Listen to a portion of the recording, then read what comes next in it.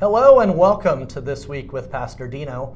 I'm Dino and I'm so glad you are joining us here at First Presbyterian Church, where we are cultivating hearts for Jesus from the heart of downtown. Now, it's been a very unique week here in Florida.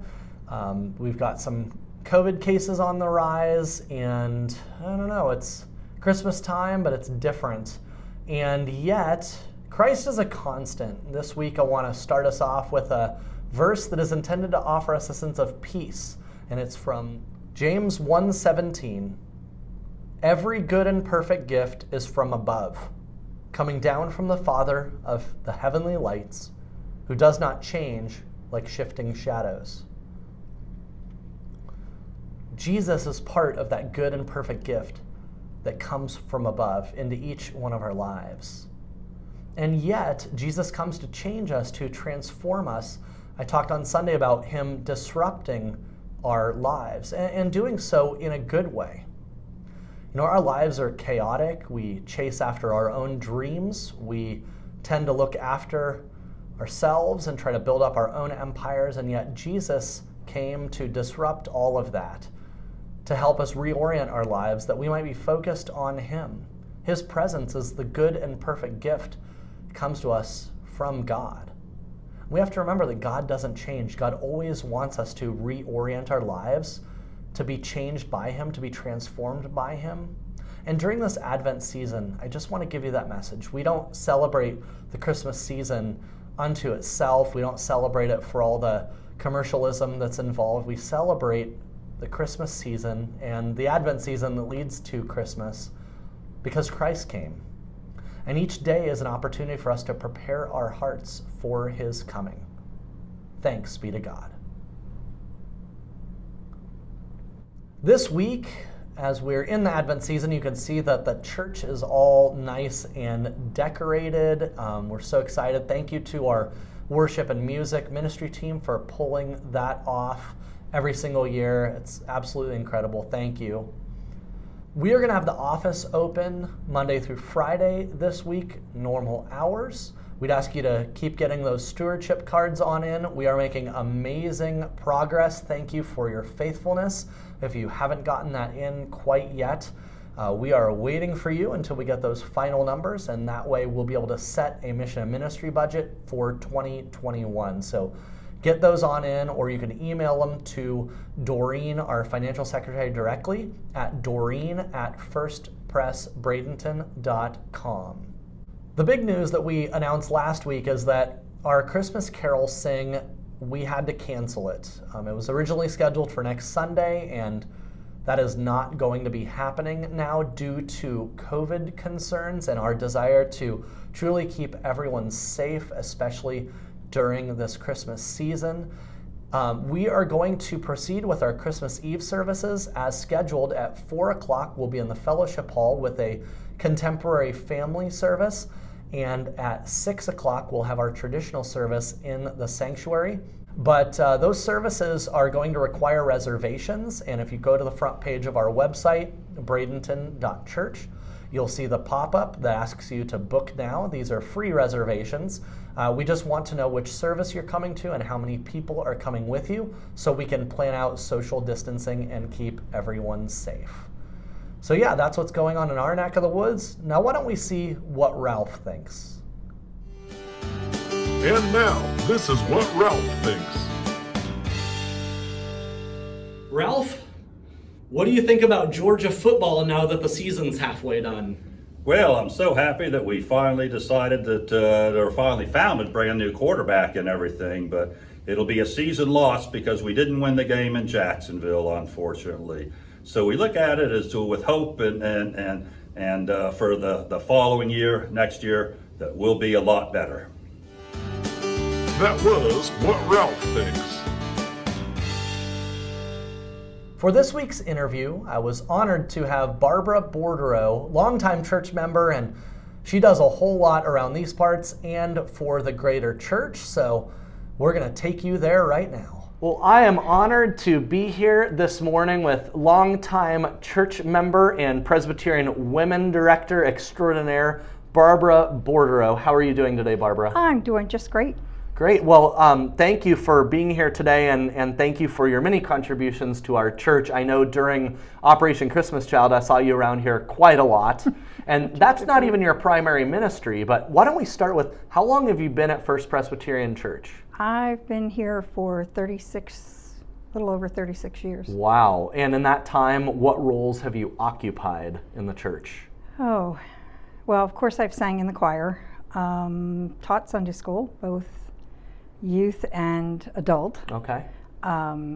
Served as moderator for Presbyterian women in this church. Also was Sunday school superintendent for a few years. So you've kind of done it all. Been around, I've been on session. Yeah, okay. So yeah, I've served a few roles here and there. Excellent. And obviously our church has been through a lot of transition. 2020 has been a very unique year. How has that impacted some of what you've seen here at church and some of your ministry? It's had we miss things because we can't meet together personally, but it's also opened up a lot. I think it's made it, I've seen more throughout the week coming from the church because of it. Your meetings on Monday mornings, then we had the concerts on Wednesday night or something else if it wasn't the concert. Larry gets on Thursday. We have Bible study on Friday, or Saturday rather, with coffee. And then Sunday, to me, we've been more connected than less connected. It's hard because it's easier to do things in person. Sure. But it's made us come up with new and creative ways to reach out. Right. And we've had to do that with Presbyterian women across the presbytery. Sure. And the Senate. We've had to reach out beyond. So it's opened up some doors that I think, instead of looking at what we can't do, it's what the possibilities are ahead of us. Yeah, I heard a story, this was just at the last staff meeting, about a group of people in Georgia who get together every Sunday to watch our 11 o'clock service. Oh, really? In the clubhouse where they live. And there's cool. There's like 6 or 8 of them getting together. And I thought, wow, that kind of thing wouldn't have even been imaginable, say, a year ago. So. Yeah, it just opened up. I know we miss being able to just come down and have the fellowship together that we do with sewing. Of course. But like we sewed all summer, we just did it in our homes and Sure. brought it, put it together. So we have things we're missing, but on a whole, I think it has broadened things. Yeah. So tell me, you have a passion for Presbyterian women. Can you tell me just real briefly, and tell everybody out there who may not know about the organization Presbyterian Women and kind of what they focus on? It was started about 200 years ago to do mission work. Okay. That's what the focus was. It's fellowship with other Christian women, and being able to do it in a friendly manner. We can study God's Word, we can share and have the support of the other women. Right.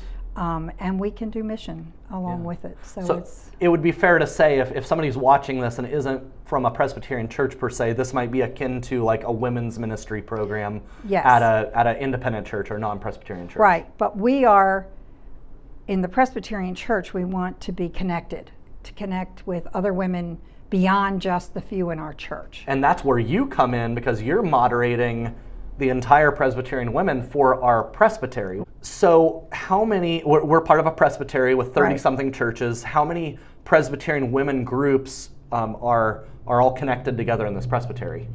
Well, there's at least 18. Okay. We reach out to all, but we try to, we have a couple gatherings a year. In the fall, we usually have a help shop, which is kind of a chance to kind of do some training for officers, but we always offer other things so that it's open to everybody. Yeah. And you guys had to do that on Zoom this year, didn't you? Yes, you? this year we had to do it on Zoom.